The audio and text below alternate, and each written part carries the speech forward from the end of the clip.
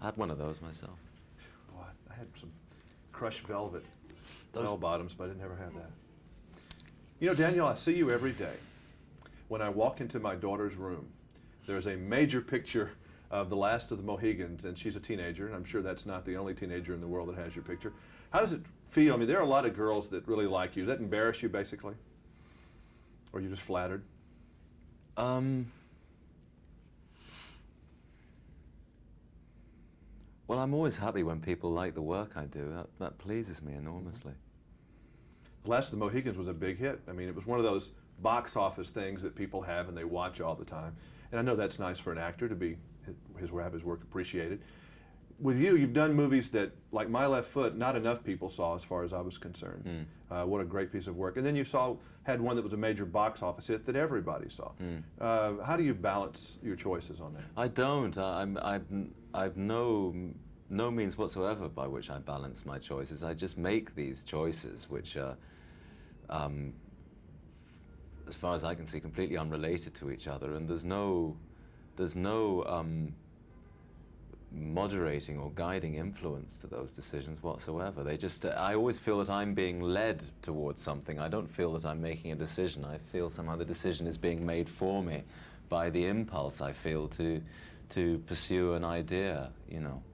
You just read the story, and if it sounds like something that would be important or something you could do, you do it. Yeah, not even necessarily read it. I mean, in the case of Jim, I don't need to read his stories. I know he can write. And apart from anything else, the script is completely meaningless because we always throw it away when we're working anyhow. The script just goes out the window. But he says to everyone, people think he's insane because we're used to each other, but when actors come to the set, you know, holding nervously onto the 4 pages of script for the scene, and he looks at it and says, "I'll just chuck that in the bin. We'll do something else today." And you say, "What? You know, this is all I have. This is my raft." When you're shooting films with Jim, and My Left Foot was such a serious film and required a great deal of focus and concentration, and this one I'm sure did too, particularly during some of the prison scenes. Are you very fun to be around when the camera's not on? Oh, I think I'm a nightmare to be around. I don't know. I'm kind of I mean, I'm used to being around myself, and most of the people I work with on this, luckily for me, are kind of used to the way I am, and they just, you know, accept that sometimes the work makes demands, and you know, and I mean, it's not. I don't have a problem. It's not like I scream at people or anything, but sometimes the frame of mind that you need to be in to work on a piece isn't going to kind of give people a lot of laughs, and but they're wonderfully tolerant of me. I mean, not everybody can reach inside and pull out these rages that you can do, and I guess that's your talent. But it can't. When he yells "cut," I doubt you just cut it off and go off into something else, can you? No. You mean at the end of the film or at the end of the day? Both. No, right. No to both of those. You can't.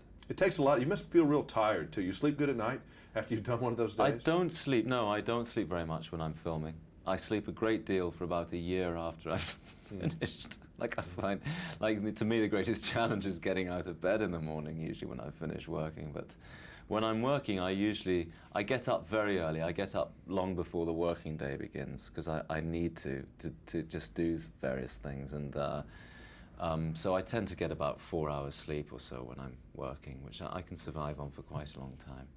Now, the Hollywood system and the games they play with awards and that kind of stuff, you've been very, very lucky and, you know, for winning an Oscar at such a young age. Do you even concern yourself with that kind of thing, or are you just accepted, okay, it happened, or is it something you even think about? Well, I don't think about it a lot. I'm encouraged to think about it by people that ask me questions about it from time to time. But, you know, it was...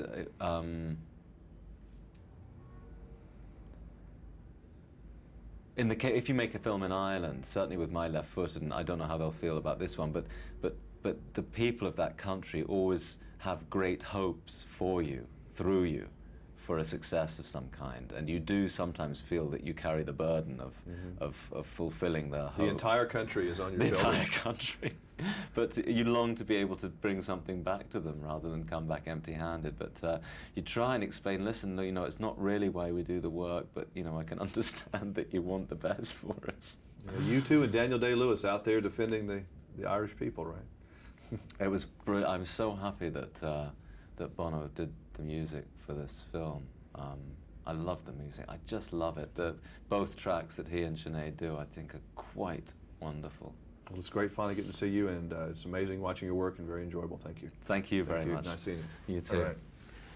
Have you signed with my daughter, Michelle?